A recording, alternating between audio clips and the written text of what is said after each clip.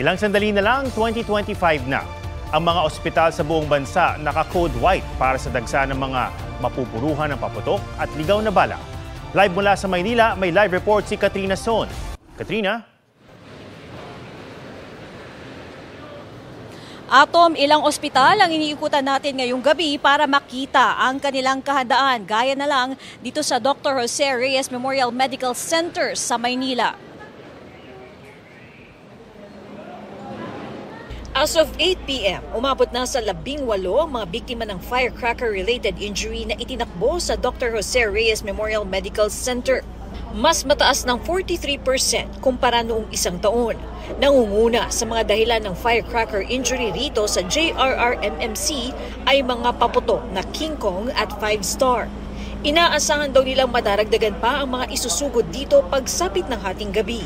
It's so alarming na ang mga kaso ay mostly less than 18 years old, and yun nga ang passive victim talaga. So there's really a mass siguro sa mga magulang na talagang bantayan ang mga bata. Dito unang nag-ikot ngayong gabi ang DOH. Ayon kay Yusek Emiliza Perez Chong, mas tumas daw ngayong taon ang kaso ng mga naputukan, kaya naman hinihikayat niya ang lahat na mas mag-ingat. This is a challenge talaga. So talagang campaign, information drive sa lahat ng Pilipino at yung lahat ng DOH hospitals ay handa. Dahil ito yung mga bagay na beyond our control dahil most of the patients are passive. So ibig sabihin hindi nagkataon. So aksidente talaga and we want everybody to be tulong-tulong. Sa Quirino Memorial Medical Center naman sa Quezon City. Andito ako ngayon sa treatment room ng QMMC at handang-handa na raw sila sakaling dumagsa ang mga pasyente mamaya ng mga firecracker-related injuries. Katunayan, nakasterilize na daw ang lahat ng kanilang mga gagamiting mga instruments. May mga itlog na rin dito para sa Watusi ingestion cases. Sa buong buwan ng Disyembre, isa pa lang ang naitalang kaso rito sa QMMC. Biktima ng quitis ang pasyente. Pero hindi pa rin daw sila nagpapakampante. Buong buo yung pwersa ng mga residente, ng mga consultants natin dito sa Quirino sa paghahanda at sa katunayan naka-code white kami. Atom, balik naman dito sa JRRMMC. As of 11:05 ay umakyat na sa 24 ang bilang ng mga biktima ng paputok rito sa ospital. At yan na muna ang latest na way maging ligtas ang inyong bagong taon. Balik sa iyo, Atom. Maraming salamat, Katrina Son. Hindi lang mga kaso ng naputukan sa salubong 2025 ang tumaas. Sa hiwalay na datos, may halos 20 na ring kaso ng walang habas na pagpapaputok ng baril. May report si Sandra Aguinaldo. Mula December 21, 12 na ay sinugod na biktima ng paputok sa East Avenue Medical Center. Kumpara sa 3 kaso lang noong nakaraang taon. Isa sa mga biktima, babaeng 61 taong gulang na nagka-second degree burns nang magliyab ang ginagawa niyang whistle bomb noong December 29. Sa Tondo Medical Center, 7 ang biktima ng paputok mula December 21. King Kong, 5-star at Boga ang nakadali sa maraming biktima. Gaya ng isang pasyenteng tinamaan ng Boga na nagkalapnos sa hita at binti. May mga dinala ring pasyenteng na aksidente o tinamaan ng bala. Ang ilan sa kanila nakainom. Nagpapagaling naman sa bahay sa Naik, Cavite ang 10 taong gulang na lalaking lapnos din ang balat dahil sa pinaglaroang Boga noong December 27. Hanggang ngayong alas 6 ng umaga, 188 na ang naitalang fireworks-related injuries ng DOH. 52% na mas mataas kumpara sa 124 cases noong 2023. Bukod sa mga napuputukan, binabantayan din ang mga mabibiktima ng ligaw na bala. Sa tukuran sa Buanga del Sur, isang miyembro ng CAFGO ang sugatan nang may ligaw na balang tumago sa bubong ng kanyang bahay. 18 insidente na ng indiscriminate firing ang naitala ng PNP ngayong salubong 2025. 4 sa mga ito ang nagdulot ng injuries. 13 naman dito ang inaresto. Ayon sa PNP, malaking tulong daw ang kanilang ballistics identification system para matukoy ang mga suspect sa mga insidente ng ligaw na bala. Sandra Aguinaldo nagbabalita para sa GMA Integrated News. Kahit mabigat ang traffic, hindi nagpatinag ang mga umakyat ng Baguio City para magbagong taon at makapamasyal ngayong holiday break. Mula sa City of Pines, may live report si EJ Gomez. EJ. Ato, mas maingay na nga ngayon dito sa Burnham Park sa Baguio City para sa Salubong 2025. Tuloy-tuloy ang kasiyahan dito sa pag-concert ng Baguio City LGU sa Melvin Jones Grandstand. Susundan ito maya-maya lang ng inaabangang fireworks display. Maraming nakabakasyon dito sa Baguio City ang na-traffic, naubos ang pasensya sa kalsada at kung ano-ano pa. Pero ngayong nasa Baguio na, may mga naglatag na rito at nagbaon ng pagkain para salubungin ang 2025 at mamasyal kalaunan.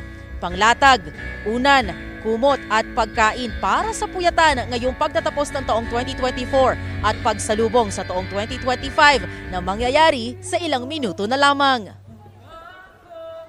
Excited! Excited na excited! Are you excited to see the fireworks? Yes! Wow! Yun na rin yung pinaka-highlight ng climate kasi malamig. Masarap magkape habang hinihintay ang New Year.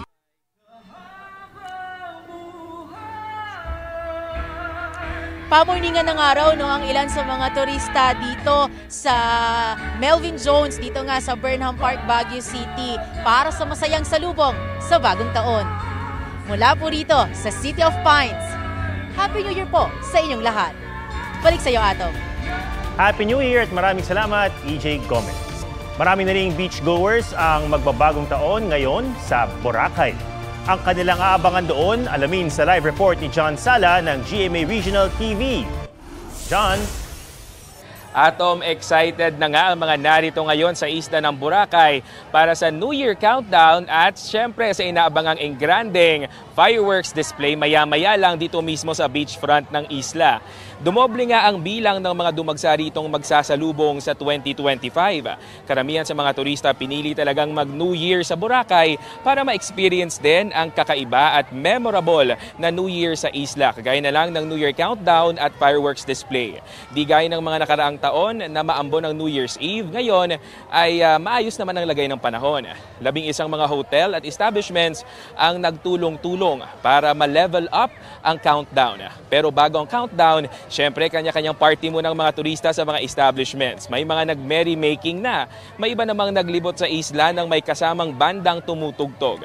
May ilan namang piniling manood ng fire dance performances at syempre may mga nag-chill sa resto bars habang nakikinig sa mga reggae music o relaxing music. Atom, halos napupuno na nga ngayon ang beachfront dito sa isla ng Boracay dahil sa inaabangang fireworks display na ayon nga sa local government unit ng Malayaklan ay puno raw ng sorpresa. Yan ang latest dito sa isla ng Boracay. Happy New Year sa inyong lahat. Balik sa inyo, Atom. Happy New Year at maraming salamat, John Sala ng GMA Regional TV. Nagsasaya ngayon sa Pasay ang mga kababayan natin para sa salubong 2025 Kapuso Style. Ang latest sa star-studded GMA Countdown sa live report ni Jamie Santos. Jamie!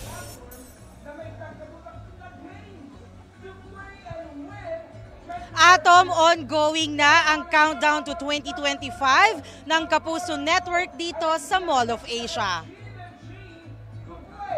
Todo bigay ang Kapuso stars na naunang nag-perform sa Kapuso Countdown to 2025 Isa sa Puso, gaya nina Sanya Lopez, Kailin Alcantara at Isabel Ortega.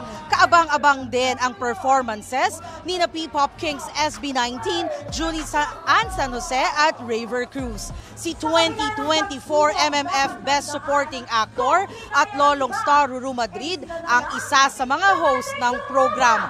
Pagpatak ng 12 midnight ng January 1, 2025, isang bonggang fireworks display ang masasaksihan. Rain or shine, hindi natinag ang mga kababayan natin dito sa Pasay sasalubungin ang bagong taon. Mahigpit na seguridad ang pinatutupad sa palibot ng venue. Atom, bukod sa GMA, napapanood ng live ang Kapuso Countdown sa GMA Pinoy TV at sa iba't ibang social media pages. At yan ang latest mula rito sa Pasay. Balik sa'yo, Atom, at Happy New Year sa'yo. Happy New Year at maraming salamat, Jamie Santos. Huwag magpahuli sa mga balitang dapat niyong malaman. Mag-subscribe na sa GMA Integrated News sa YouTube.